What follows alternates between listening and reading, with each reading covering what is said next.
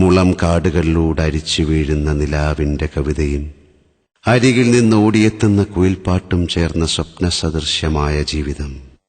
താമരയിലയിൽ കുറിച്ചിട്ട ഇമ്പമാർന്നൊരു പ്രണയകാവ്യം പോലെ സംഗീതവും സ്വാരസ്യവും ഊടും പാവും പാകിയ ഈ വാഗ്മയ ചിത്രം ഒന്ന് ശ്രദ്ധിക്കൂ.